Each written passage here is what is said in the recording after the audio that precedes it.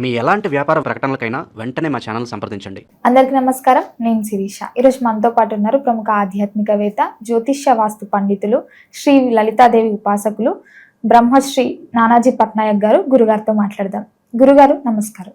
గురుగారు, ఈ డిసెంబర్ మాసంలో ముఖ్యంగా వృషభ రాశి వారికి ఎలా ఉండబోతుందంటారు? ఎలాంటి జాగ్రత్తలు తీసుకోవచ్చు? వృషభం వారికి లగ్నాధిపతి సప్తమంలో ఉన్నాడు. సప్తమంలో అధిక గ్రహాలు ఉన్నాయి.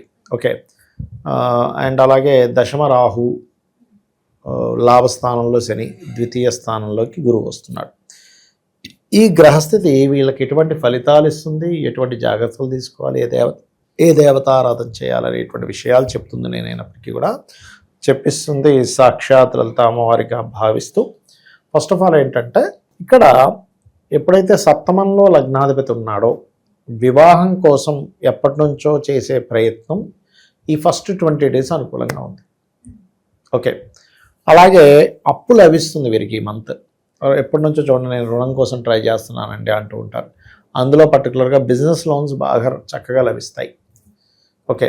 వీళ్ళు ఏదైనా ఒక ప్రయత్నం చేయాలి, చేసే ప్రయత్నం సక్సెస్ అవ్వాలంటే నవగ్రహాల్లో పర్టికులర్గా చంద్ర కుజ గ్రహాల దగ్గర దీపారాధన చేసుకుంటే చేసే ప్రయత్నం సక్సెస్ అవుతుంది. అయితే వీళ్ళు ఈ 4th హౌస్లో కేతు ఉన్నాడు కాబట్టి ఎడ్యుకేషన్ అంటే చదువుకునే స్టూడెంట్స్ కొంచెం ఎడ్యుకేషన్ విషయంలో కొంత తెలియని చిన్న అంటే విరక్తి వైరాగ్యంతో ఉంటూ ఉంటారు. కొంచెం ఎవరైనా ఏదైనా ఈ పర్టికులర్గా ఈ లగ్నం వారు 4వ స్థానంలో కేతు ఉన్నందుకు వీళ్ళు ఏదైనా కన్స్ట్రక్షన్ రిలేటెడ్ చేద్దాం అనుకున్నా, ఏదైనా ఒక ప్రాపర్టీ తీసుకుందాం అనుకున్నా, ఏదో ఆటంకాలు వస్తూ ఉంటాయి. అందుకని వీరు కొంచెం గణపతిని ఆరాధన చేసుకుంటూ ముందుకు వెళ్ళినట్లయితే ఖచ్చితంగా బాగుంటుంది. అలాగే ఈ సంతానం కోసం చేసే ప్రయత్నం ఇవన్నీ ఎలా ఉన్నాయి, ఏంటి, ఇప్పుడు ఎట్లా ఉంటుంది వీరికి అని చెప్పి చూసుకున్నట్లయితే సంతానం కోసం చేసే ప్రయత్నం కొంతవరకు లాభిస్తుంది అని చెప్పొచ్చు. ఫస్ట్ 20 డేస్ అంటే ఐవీఎఫ్లో ఐయుఎల్ చేయించుకుంటుంటారు కదా, అటువంటివి. సప్తమ స్థానంలో కాస్త రవి, కుజ, శుక్ర ఈ గ్రహాలన్నీ ఉన్నాయి కాబట్టి ఇక్కడ ఎలా ఉంటుందంటే కొంచెం ఘర్షణ వాతావరణం ఉంటుంది. పార్ట్నర్స్తో కానీ, జీవిత భాగస్వామితో కానీ, కొంచెం అవతల వాళ్ళ జీవిత భాగస్వామి కొన్ని విషయాల్లో మొండిగా పట్టుదల పట్టడం, సామాజికమైనటువంటి విషయాలు ఇవాళ రేపు చూడండి, ఎవరో వచ్చి ఏదో యూట్యూబ్లో టకటక ఏదో మాట అంటాడు, అనగానే అది ఏదో వైరల్ అవ్వడం, ఇంకోటి ఏదో అవ్వడం, దాని మీద కొంత గొడవ అవ్వడం జరుగుతూ ఉంటుంది. కాబట్టి ఈ విషయాల్లో కొంత జాగ్రత్తగా ఉండాలి. అయితే వీళ్ళకి గురువు 2వ స్థానంలోకి వస్తున్నాడు కాబట్టి గురువు యొక్క రాసుల్లో శని కుజుల యొక్క ప్రభావం ఉంటుంది కాబట్టి కుటుంబ సభ్యుల విషయంలో, బిజినెస్ మ్యాటర్కి సంబంధించిన మనీ విషయంలో, బిజినెస్ సంబంధించిన ధన విషయంలో, కుటుంబ వ్యవహారాల విషయాల్లో కాస్త జాగ్రత్త వహించాలి, గుర్తుపెట్టుకోండి. ఓకే. అలాగే ఉద్యోగం, విదేశీ సంబంధించిన ఉద్యోగ అవకాశాలు బ్రహ్మాండంగా కలిసి వస్తాయి వీరికి. ఉద్యోగంలో గతంలో చేసామండి, మనీ ఆగిపోయాయి, ఫస్ట్ వీక్ కొంచెం రావడానికి ఎక్కువ స్కోప్ ఉంటుంది. ఫస్ట్ వీక్ గుర్తుపెట్టుకోండి. ఓకే.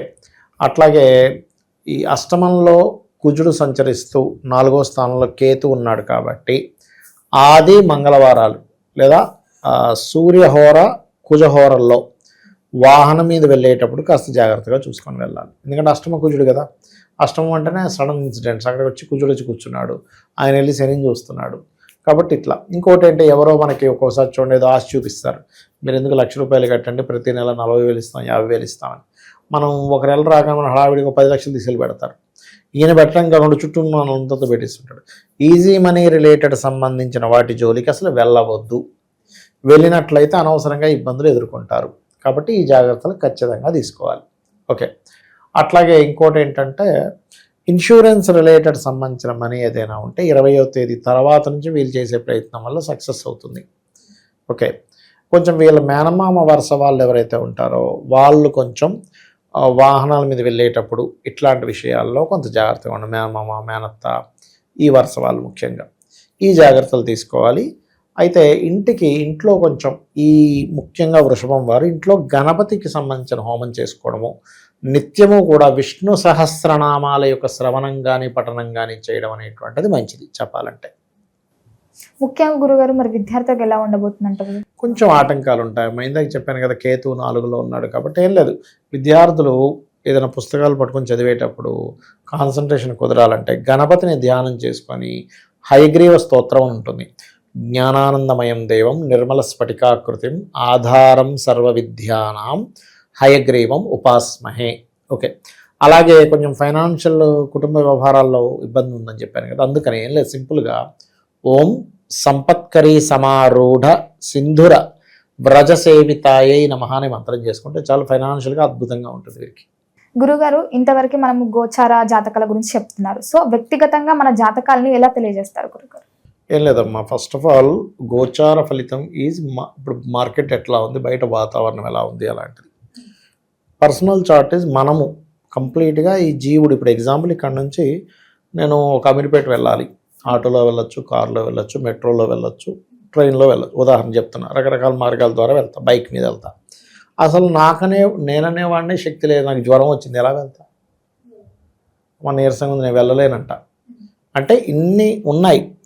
కానీ అదే గోచారంలో ఇప్పుడు క్యాబులు బంద్ అయ్యాయి, ఆటో ఆప్షన్ ఉంటుంది. ఆటోలు కూడా తిరగట్లేదు, ఫ్రెండ్ బైక్ వేసుకొని వెళ్ళొచ్చు, నా బైక్ ఉంటే వెళ్ళొచ్చు. అవునా?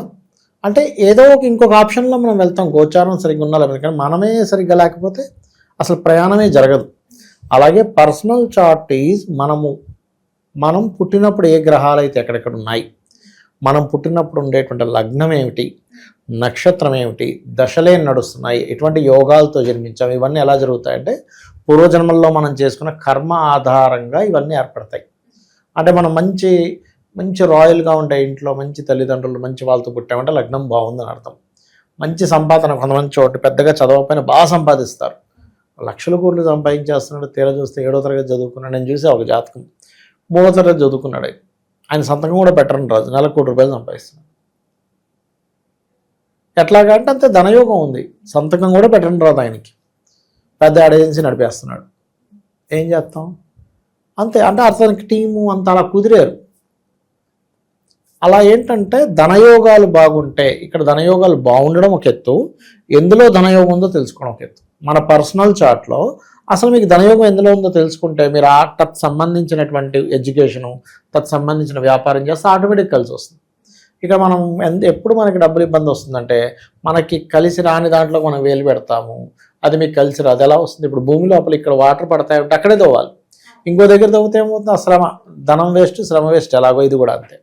అలాగే కొంతమందికి అన్నదమ్ములతో గొడవలు ఉంటాయి. ఎందుకు ఉంటాయి అంటే మీరు పూర్వజన్మలో చేసిన అన్నదమ్ములతో, నక్కచెల్లెలతో చేసిన గొడవలు ఈ జన్మలో కర్మ రూపంలో వస్తుంది. అలాగే ఏం చదువుకోవాలి, అసలు ఏ దిశలో మీరు ఇల్లు కట్టుకుంటే మంచిది. ఆల్ డైరెక్షన్స్ ఈజ్ గుడ్, కానీ ప్రతి ఒక్కరికి ఒక డైరెక్షన్ మీకు అద్భుతమైన యోగాన్ని ఇస్తుందని ఉంటుంది. అది తెలుసుకోగలరు, అది పర్సనల్ చార్ట్లో తెలుస్తుంది. అలాగే సంతానం అభివృద్ధి అవ్వాలంటే ఏం చేయాలి, సంతానం ఎందుకు లేట్ అవుతున్నారు, ఎలాంటి సంతానం పొందుతారో మీరు ఇప్పటికిప్పుడు జాతకం ఇస్తే ఎవరిదైనా, నాకు తెలియదు, మీ ఫోన్లో ఏదో ఒక నెంబర్ ర్యాండమ్గా తీసుకోండి. ఇప్పుడు మీరు ఫోన్ ఓపెన్ చేసి ఆయన్ని ఒక ర్యాండమ్గా కొట్టమంటే కొడితే వాళ్ళ సంతానం గురించి ఇప్పుడు చెప్పచ్చు. ఎలా ఉంటారు, అమాయకంగా ఉంటారా, లేకపోతే స్పిరిచువల్గా ఉంటారా, అగ్రెసివ్గా ఉంటారా, ఫ్యామిలీని వదిలిపెట్టి ఉండడానికి ఇష్టపడతారా, ఫ్యామిలీతో ఉండడానికి ఇష్టపడతారా, అన్నీ తెలుస్తాయి. అట్లా సంతాన అభివృద్ధికి ఏం చేయాలి, అసలు ఎప్పుడు వివాహం చేసుకుంటే మంచిది. ఇప్పుడు చాలామంది మ్యారేజ్ మ్యాచింగ్స్ చూసామండి కానీ డివోర్స్లు అయిపోతున్నాయి అంటాం కదా.